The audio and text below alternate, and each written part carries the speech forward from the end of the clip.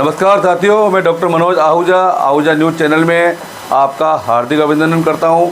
आज हम आपके लिए लेकर के आए हैं अजमेर ब्यावर केकड़ी से संबंधित महत्वपूर्ण खबरें तथा कानून की विशेष जानकारियां, जो कि आहूजा न्यूज़ बुलेटिन का मुख्य उद्देश्य है। आपको बता दें, आहूजा न्यूज़ चैनल का मुख्य उद्देश्य आपको कानून की विशेष जानकारियाँ देना है, क्षेत्र की समस्याओं की आपको जानकारी देना है, साथ ही आपके साथ कोई समस्या है तो उसको उचित मंच तक पहुंचाना हमारा मुख्य उद्देश्य है। इन्हीं उद्देश्यों के साथ आहूजा न्यूज़ चैनल लगातार प्रगति और आगे बढ़ रहा है। आपने यदि हमारा न्यूज़ चैनल सब्सक्राइब नहीं किया है तो कृपया आप भी हमारा न्यूज़ चैनल सब्सक्राइब करके हमारे आहूजा परिवार के सदस्य बने। तो आइए देखते हैं आज की विशेष खबरें Ahuja news bulletin. Supreme court ने माना कि मामले के किसी पक्ष या गवाह का सामना करने के लिए सिविल ट्रायल में क्रॉस एग्जामिनेशन के दौरान दस्तावेज पेश किया जा सकता है। न्यायालय ने यह भी माना कि इस संबंध में मुकदमे के पक्षकार और गवाह के बीच कोई अंतर नहीं है। जस्टिस BR गवई और जस्टिस संजय करोल की खंडपीठ ने बॉम्बे हाई कोर्ट के उस फैसले को रद्द कर दिया जिसमें कहा गया कि दस्तावेजों को सीधे क्रॉस एग्जामिनेशन के चरण में केवल एक गवाह का सामना करने के लिए पेश किया जा सकता है जो मुकदमे में पक्षकार नहीं है। दूसरे शब्दों में, बॉम्बे हाई कोर्ट ने माना कि गवाह के रूप में गवाही देते समय वादी या प्रतिवादी को क्रॉस एग्जामिनेशन के दौरान किसी नए दस्तावेज के साथ सामना नहीं कराया जा सकता। हाईकोर्ट के दृष्टिकोण को अस्थिर मानते हुए सुप्रीम कोर्ट ने कहा कि इस संदर्भ में किसी मुकदमे के पक्षकार और गवाह के बीच कोई अंतर नहीं किया जा सकता। मामले में मुद्दा सिविल प्रक्रिया संहिता 1908 के आदेश 7 नियम 14(4), आदेश 8 नियम 114 और आदेश 8 नियम 13 से संबंधित है। हाईकोर्ट ने एक संदर्भ का जवाब देते हुए कहा, विरोधाभासी निर्णयों के आधार पर कहा गया। आदेश 8 नियम 14(4) के तहत आदेश 8 नियम 114 और आदेश 8 सिविल प्रक्रिया संहिता का नियम 3 न्यायालय की पूर्व अनुमति के बिना किसी गवाह जो मुकदमे का पक्षकार नहीं है से क्रॉस एग्जामिनेशन के चरण में उसकी याददाश्त को ताज़ा करने के लिए गवाह का सामना करने के लिए दस्तावेज सीधे प्रस्तुत किए जा सकते हैं। हाईकोर्ट ने यह भी माना कि मुकदमे के एक पक्ष वादी प्रतिवादी की तुलना एक गवाह से नहीं की जा सकती। सुनिश्चित करें कि जमानत आवेदन यथाशीघ्र सूचीबद्ध हों। व्यक्तिगत स्वतंत्रता दांव पर, सुप्रीम कोर्ट ने सभी हाईकोर्ट से कहा। हाईकोर्ट के फैसले के खिलाफ अपील में सुप्रीम कोर्ट ने 2 मुद्दों पर विचार किया। पहला, क्या सिविल प्रक्रिया संहिता के तहत किसी ट्रायल के पक्षकार और मुकदमे के गवाह के बीच अंतर की परिकल्पना की गई है। दूसरे शब्दों में, क्या वादी प्रतिवादी का गवाह वाक्यांश स्वयं वादी या प्रतिवादी को बाहर कर देता है जब वे अपने मामले में गवाह के रूप में उपस्थित होते हैं।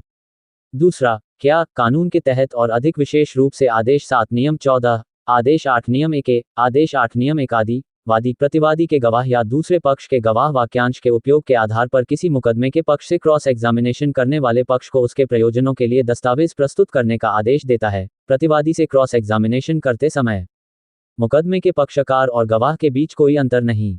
जस्टिस करोल द्वारा लिखित फैसले में कहा गया कि हाईकोर्ट का दृष्टिकोण गलत है। यहां तक कि वादी या प्रतिवादी भी अपने स्वयं के कारणों की गवाही देते समय गवाहों के संबंध में समान प्रक्रियाओं के अधीन होते हैं। इसलिए एक सख्त भेदभाव की आवश्यकता नहीं होती है। ऐसे विभिन्न प्रावधानों का उल्लेख करते हुए सुप्रीम कोर्ट ने कहा, मुकदमे के गवाह और पक्ष साक्ष्य जोड़ने के प्रयोजनों के लिए चाहे दस्तावेजी हो या मौखिक एक ही स्तर पर हैं। अदालत ने समझाया, हमारे विचार में यह अंतर ठोस आधार पर नहीं टिकता है। ऐसा इसलिए है क्योंकि गवाह बॉक्स में गवाह या ट्रायल के पक्ष द्वारा किया गया कार्य समान होता है।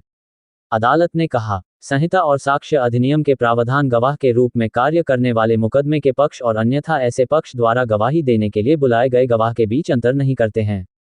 जैसा कि हमारी पिछली चर्चा से स्पष्ट हो चुका है, मुकदमे के पक्षकार और गवाह के बीच अंतर कुछ ऐसा नहीं है जो कानून से मेल खाता हो। गवाह या मुकदमा करने वाले पक्ष का सामना करने के लिए क्रॉस एग्जामिनेशन में दस्तावेज पेश किए जा सकते हैं। न्यायालय ने पैराग्राफ 26 में इस मुद्दे को इस प्रकार समाप्त किया। 2 उद्देश्यों में से किसी एक के लिए दस्तावेज पेश करने की स्वतंत्रता, यानी गवाहों से क्रॉस एग्जामिनेशन और या याददाश्त को ताज़ा करना ट्रायल के पक्षकारों के लिए भी अपने उद्देश्यों को पूरा करेगा। इसके अतिरिक्त किसी भी पक्ष से प्रभावी ढंग से प्रश्न पूछने और उत्तर प्राप्त करने से रोका जा सकता है। किसी ट्रायल में इन दस्तावेजों की सहायता से दूसरे पक्ष को अपने दावे की पूर्ण सत्यता को सामने न रख पाने का खतरा होगा, जिससे उक्त कार्यवाही घातक रूप से समझौता हो जाएगी। इसलिए प्रस्ताव यह है कि कानून एक पक्ष के बीच अंतर करता है। साक्ष्य के प्रयोजनों के लिए ट्रायल और गवाह को नकार दिया गया है। सिविल मुकदमे के क्रॉस एग्जामिनेशन वाले हिस्से को छोड़कर किसी भी अन्य बिंदु पर इस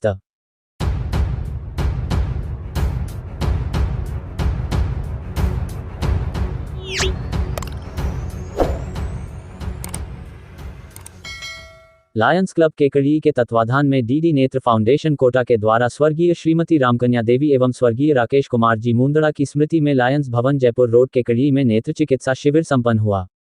नेत्र चिकित्सा शिविर के समारोह के मुख्य अतिथि लान भरत माहेश्वरी ने कहा कि जरूरतमंद की सेवा करना हम सभी समृद्ध व्यक्तियों का कर्तव्य है। प्रांतीय सभापति एवं प्रोजेक्ट चेयरमैन लान एस एन न्याती ने अपने संबोधन में कहा कि मानव सेवा से बढ़कर दुनिया में कोई धर्म नहीं है। नेत्र ज्योति के बिना मानव के लिए जीवन जीना नरक की जिंदगी जीना है। समारोह की अध्यक्षता करते हुए अरविंद नाहटा ने कहा कि लायंस क्लब केकड़ी सदैव सेवा कार्य करने के लिए तत्पर रहा है। विशेष तौर से अंधता निवारण हमारा मुख्य उद्देश्य है। समारोह शुभारंभ से पूर्व सभी अतिथियों ने गणेश जी की मूर्ति के सामने दीप प्रज्वलित कर सभी को 4 गुना रोशनी देने की प्रार्थना की। लायंस क्लब केकड़ी के सचिव अनिल बंसल ने बताया कि इस शिविर में कुल 345 नेत्र रोगियों की नेत्र जांच के साथ सभी की ब्लड शुगर की जांच व ब्लड प्रेशर की जांच की गई। सभी मरीजों को भोजन कराया गया। इसमें 194 रोगी आंखों के ऑपरेशन के लिए योग्य पाए गए, जिनका आज ही कोटा के लिए बसों द्वारा ले जाया गया। उपाध्यक्ष लान पुरुषोत्तम गर्ग ने बताया कि इनके ऑपरेशन 27 दिसंबर को कोटा में लेंस प्रत्यारोपण किए जाएंगे। कोटा लाने ले जाने भोजन एवं आवास व्यवस्था एवं चश्मा वितरण का कार्य निःशुल्क किया जाएगा। डॉक्टर कमाक्षी पांचाल, प्रवीण कुमार, अनिल सुमन, दुर्गेश नायक, गिरिराज, अर्जुन कुमार, नरेंद्र, कमलेश, विजेंद्र गुर्जर ने सभी रोगियों की जांच की। डॉक्टर ब्रिजेश गुप्ता, विनय पांड्या, राकेश जैन, जगदीश फतेहपुरिया, मुरारी गर्ग, भागचंद मुंदड़ा, अनिल दत्त शर्मा, विनय कुमार कटारिया, राजेंद्र सोनी, हेमराज जैन, सतीश मालू, दिनेश मेवाड़ा, संजय जैन, रामप्रसाद वैष्णव और देवा गुर्जर ने सराहनीय सेवा की।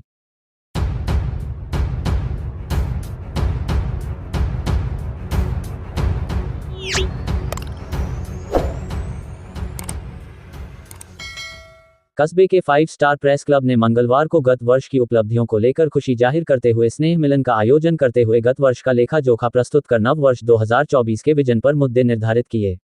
5 स्टार प्रेस क्लब के महासचिव डॉक्टर मनोज आहूजा ने बताया कि मसूदा विधानसभा क्षेत्र राजस्थान का सबसे पिछड़ा विधानसभा क्षेत्र है, क्योंकि राजनीतिक पार्टियां इसे चारागाह समझकर बाहरी लोगों को टिकट दे देती है, जो जीतने के बाद क्षेत्र की समस्याओं पर कोई ध्यान नहीं देते, जिसके चलते आज़ादी के 75 साल बाद भी इस क्षेत्र में मूलभूत सुविधाओं का अभाव है।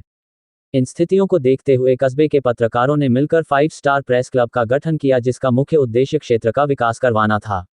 अध्यक्ष मेहरा के नेतृत्व में संघ ने स्थानीयवाद का नारा बुलंद करते हुए दोनों ही राष्ट्रीय पार्टियों को स्थानीय प्रत्याशी को टिकट देने की मांग की थी, जिसके चलते स्थानीय जनप्रतिनिधि का भी विरोध किया और उनका टिकट कटवाने की मांग की थी, लेकिन नहीं कटने पर पुतला जलाकर विरोध किया और बीजेपी ने स्थानीय प्रत्याशी को टिकट दिया तो खुलकर समर्थन किया, ताकि क्षेत्र का जनप्रतिनिधि क्षेत्र की समस्याओं को समझकर समुचित विकास कर सके।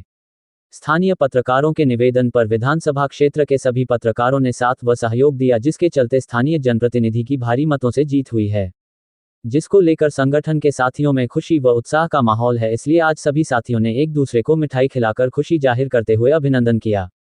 संगठन के साथी अशोक ठाकुर ने कहा कि जब से हम संगठित हुए हैं तब से हमें तवज्जो मिलने लगी है। मीडिया लोकतंत्र का चौथा स्तंभ है। अब जाकर क्षेत्र की जनता इस बात को समझने लगी है, जो हमारे संगठन के लिए खुशी की बात है। पत्रकार साथी मनीष छिपा ने कहा कि मसूदा विधानसभा का विकास करवाना हमारी पहली प्राथमिकता है। इसी उद्देश्य को लेकर हमने स्थानीयवाद का मुद्दा उठाया था, जिसके चलते कानावत को जनता का भारी बहुमत से समर्थन मिला है, जिसकी हमें बहुत खुशी है। पत्रकार साथी लक्ष्मण सिंह राठौर ने कहा कि हम पत्रकार सिर पर कफन बांधकर विपरीत परिस्थितियों में जनता की आवाज को बुलंद करते हैं, भ्रष्टाचार के खिलाफ काम करते हैं, जिसके चलते सरकारी कर्मचारी हो चाहे वरिष्ठ जनप्रतिनिधि हमारे खिलाफ हो जाते हैं। ऐसे में हमें किसी का साथ व सहयोग नहीं मिलता है, हम अकेले ही संघर्ष करते रहते हैं। इसलिए हम जनता जनार्दन से मांग करते हैं कि संगठन की सही कार्यवाहियों को समर्थन देना चाहिए, ताकि हम हमारे महान उद्देश्यों की ओर अग्रसर हो सकें। आज 5 स्टार क्लब की मीटिंग का क्या उद्देश्य रहा? आज 5 स्टार क्लब की ओर से नव वर्ष स्नेह मिलन का आयोजन रखा गया था। 5 स्टार प्रेस क्लब ने वर्तमान जो चुनाव हुए हैं विधायक को लेकर, उसमें ये मुद्दा रखा था कि भाई स्थानीय विधायक चुना जाए। स्थानीय विधायक पूर्ववर्ती सरकार के अंदर जो विधायक थे, उनका जनता की समस्याओं से दूर हो जाने के कारण जनता में भी उनका विरोध था। इसके साथ ही साथ पत्रकारों में भी उनका विरोध था, क्योंकि इसीलिए उनका पत्रकार संघ ने विरोध करके उनका विरोध भी जताया था। अब भविष्यवर्ती जो आ रहे हैं विधायक, उनसे अपेक्षा करते हैं कि जनता की सब समस्याओं पर वो ध्यान दें। 5 स्टार का नेक्स्ट विजन क्या रहेगा? नेक्स्ट विजन 5 स्टार क्लब का विजन ये रहेगा कि बांधनवाड़ा उप तहसील के अंतर्गत जितने भी गांव आते हैं उनको अजमेर ज़िले के अंदर मिलाया जाए, और उसके लिए हम भरसक प्रयास करेंगे। और हम ये भी चाहेंगे कि जो वर्तमान विधायक है उसमें हमारा साथ दें।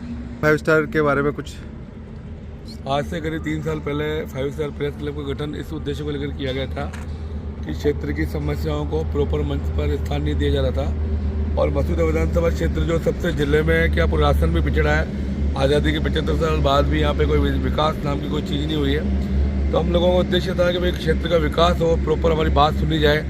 इसी उद्देश्य को लेकर हमने पत्रकारों को एक किया, और हमारा उद्देश्य था कि भाई कोई सार्वजनिक समस्या है तो कम से कम वहाँ एक रहे, वहाँ कोई पत्रकारिता की बात नहीं हो। तो उसी उद्देश्य को लेकर हम चल रहे हैं। फिर हमें लगा क्षेत्रीय विधायक का यहाँ विरोध है, भ्रष्टाचार व्याप्त है, हम लोग उस मुद्दे को उठाया। उसके पीछे हमें कारण लगा कि यहाँ स्थानीय प्रत्याशी नहीं होता है, इस चक्कर में यहाँ की समस्या को प्रमुखता नहीं दी जाती। तो हमने स्थानीयवाद का मुद्दा उठाया और जनता ने हमारा साथ दिया, और मीनवाइल स्थानीय मुद्दा हमारा बहुत हावी हुआ। और भारतीय जनता पार्टी ने स्थानीय प्रत्याशी को यहाँ टिकट देकर के भेजा। वीरेंद्र सिंह जी कानावाले एक साधारण कार्यकर्ता थे, और मैं समझता हूँ आज़ादी के बाद 26,000 वोटों 27,000 वोटों से भाजपा प्रत्याशी कभी नहीं जीता। उसको जीत इतनी बड़ी मिली, उसका कारण ये है कि हम पत्रकारों ने स्थानीयवाद का मुद्दा उठाया। हमें लगता है कि आने वाले समय में हमारे क्षेत्र में विकास के मुद्दे रहेंगे, हमारे क्षेत्र का विकास होगा। नए विधायक महोदय से हमें काफ़ी उम्मीदें हैं। हमें लगता है कि वो जनता की उम्मीदों में खरा उतरेंगे। आज हम लोगों ने मीटिंग की, अभी सभी पत्रकार साथियों ने, हमने पिछले साल में जो काम किए उन पे हमने समीक्षा की, और आने वाले साल में हमने नए टारगेट हमने तय किए। मैं समझता हूँ टारगेट पे में हम खरे उतरेंगे। हमारा सबसे बड़ा जो टारगेट वो ये है कि बांदरवाड़ा सहित 8 ग्राम पंचायतें पिछले विधायक ने अपनी निजी स्वार्थों की खातिर केकड़ी जिले में डाल दी थी, जिसको लेकर के यहाँ की जनता में काफ़ी विरोध है। और मैं समझता हूँ कि कम से कम 10,000 वोट तो हमारे वर्तमान विधायक को इस बात के मिले, क्योंकि इन 8 पंचायतों का कतई कोई केकड़ी जिले से लेना देना ही नहीं कि अजमेर जिला यहाँ से 40 किलोमीटर पड़ता है और 60 किलोमीटर दूर वहाँ मिला दिया निजी स्वार्थों के खातिर। और बात यदि हम करें तो अजमेर जिला और केकड़ी में बहुत अंतर है। तो 8 पंचायतों में बहुत खतरनाक विरोध है।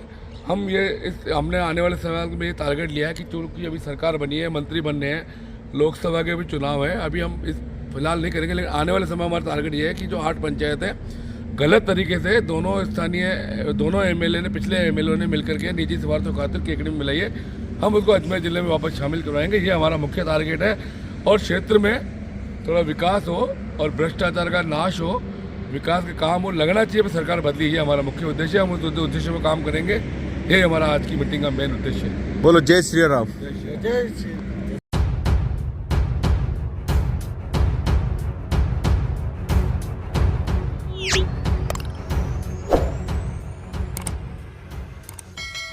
साल के अंतिम दिनों में मंगलवार को कस्बे के समाजसेवी, एडवोकेट व पत्रकार डॉक्टर मनोज आहूजा ने छोटे भाई सुनील शर्मा, नितेश व कालू के सानिध्य में गांव के राजा साहब कुंवर वीरेंद्र सिंह राठौर से मुलाकात कर वर्ष 2023 में कुशल मंगल और शानदार उपलब्धियों के लिए आभार व्यक्त करते हुए नववर्ष 2024 के लिए अग्रिम शुभकामनाएं देते हुए आशीर्वाद लिया। आहूजा ने बताया कि राजा साहब से तो जब भी मुलाकात होती है कुछ ना कुछ नया ज्ञान, कुछ नई और अच्छी बात सीखने को मिलती है। उन्होंने कहा कि पुराने जमाने में जो हम लोग राजा महाराजाओं के बारे में पढ़ते और सुनते थे वही बात इस आधुनिक जमाने में हमें हमारे गांव में देखने को मिलती है। सत्य का साथ देने वाले कुंवर वीरेंद्र सिंह जी के पास आज भी जो लोग अपनी समस्या लेकर पहुंचते हैं, राजा साहब तुरंत दूध का दूध और पानी का पानी करते हैं। विद्वता की यदि बात करें तो अच्छे से अच्छा ज्ञानी और अच्छा से अच्छा विद्वान उनके सामने पानी भरता है, लेकिन मजाल है जो उनके स्वभाव में तनिक भी अहंकार दिख जाए। विनम्रता और आदर भाव देना कोई उनसे सीखे। और दोस्तों, अगर बात करें आधुनिक जमाने के ऑफिसर्स की तो राजा साहब के सामने फ्लुएंटली इंग्लिश भी नहीं बोल सकता कोई। सन 70 के दशक के महाराजा कॉलेज जयपुर से पास आउट है हमारे कस्बे के राजा साहब। राजा साहब सिर्फ कहने को ही राजा नहीं है, राजा साहब आज भी बांदनवाड़ा फोर्ट में रहते हैं, जहां से पूरा गांव ही नहीं पूरा नेशनल हाईवे दिखता है, जिसको देखकर दिल्ली के लाल किले और जयपुर, जोधपुर के फोर्ट को याद किया जा सकता है। और आप सब दोस्तों को बता दूं कि पुराने जमाने से लेकर आधुनिक जमाने के लाइसेंस शुदा हथियारों से लेकर वाहनों की भी यहाँ कोई कमी नहीं है। फिर भी मजाल है जो कोई व्यक्ति यह भी कह दे कि राजा साहब ने उनके ऊपर गुस्सा किया हो। तो दोस्तों, ये है हमारे राजा साहब का व्यक्तित्व। सॉरी, एक बात और बताना भूल गया, हमारे राजा साहब अच्छे से अच्छे पंडित और धर्म के ठेकेदार को भी अपनी धार्मिक आस्था के सामने पानी पिलाते हैं। क्या गीता, क्या रामायण और क्या महाभारत, हर ग्रंथ रटा हुआ भी है। और आज भी गांव के हर घर में मंगलवार और शनिवार को श्री राम पारायण मंडल के माध्यम से सुंदर कांड पाठ का आयोजन इन्हीं के द्वारा किया जाता है। एक राजा के मुंह से सुंदरकांड व रामायण की चौपाइयों का उच्चारण शायद ही हिंदुस्तान के इतिहास में और कहीं मिल सकता है। आपके आशीर्वाद व सानिध्य से वर्ष 2023 का जीवन रूपी सफर बहुत शानदार व आनंददायक रहा। निश्चित तौर पर यह सब आपके आशीर्वाद से ही संभव हुआ है। आने वाले वर्ष में भी हमें आपका आशीर्वाद व मार्गदर्शन ऐसे ही मिलता रहे। इन्हीं शुभेच्छाओं के साथ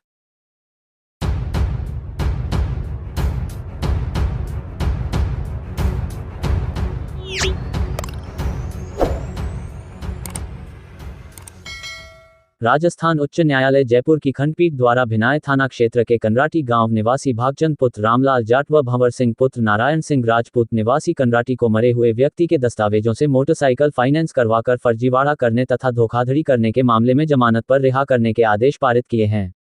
आरोपियों के अधिवक्ता डॉक्टर मनोज आहूजा ने बताया कि आरोपियों के खिलाफ परमेश्वरी चौधरी पत्नी जगदीश चौधरी निवासी खानपुराई रोड सुभाष नगर अजमेर द्वारा पुलिस थाना पीसांगन में रिपोर्ट इस आशय की दर्ज करवाई कि उसके भाई नारायण लाल की मृत्यु 2 नवंबर 2022 को हो चुकी है।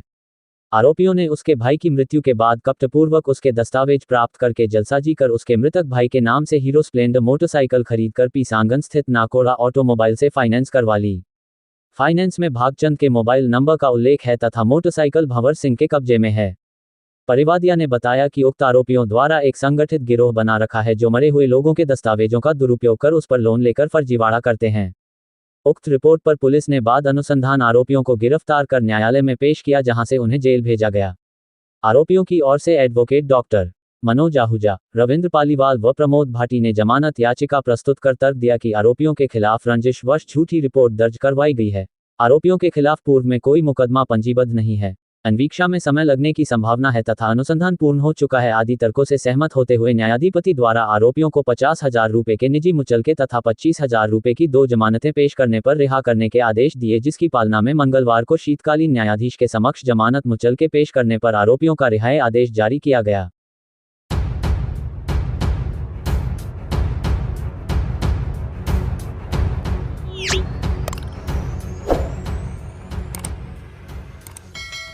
जैन मुनि आचार्य इंद्रनंदी महाराज के सुशिष्य बालाचार्य निपुणानंदी महाराज मंगलवार को सत्संग 6 पिच्छी सहित केकड़ी में मंगल प्रवेश हुआ।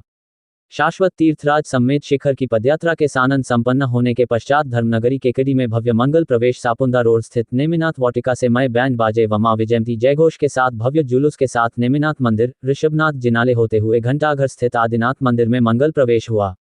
आचार्य सत्संग का जगह जगह स्वागत द्वार पर पाद प्रक्षालन किया गया। समाज के प्रवक्ता रमेश बंसल व पारस जैन ने बताया कि बालाचार्य के सानिध्य में आदिनाथ मंदिर में 29 दिसंबर से 14 जनवरी तक 16 दिवसीय वृहद भक्तामर महामंडल विधान आयोजित किया जाएगा, जिसके तहत 28 दिसंबर को आदिनाथ मंदिर से घटयात्रा व शोभायात्रा निकाली जाएगी। फोटो केकड़ी 05 जैन मुनि इंद्रनंदी महाराज का सत्संग अगुवानी करते हुए।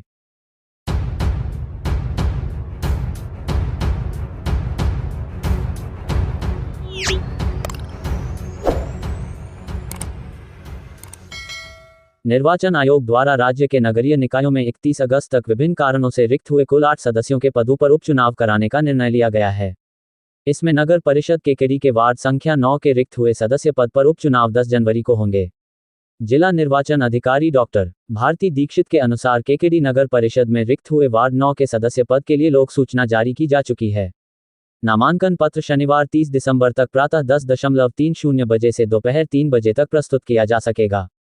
नामांकन पत्रों की समीक्षा सोमवार 1 जनवरी को प्रातः 10:30 बजे से की जाएगी।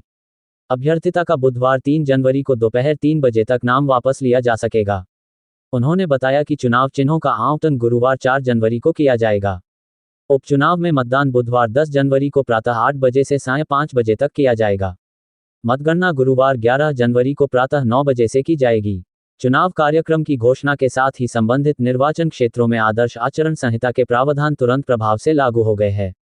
ये प्रावधान चुनाव प्रक्रिया समाप्ति तक लागू रहेंगे, अतः आदर्श आचरण संहिता के प्रावधानों की पालना सुनिश्चित की जाए।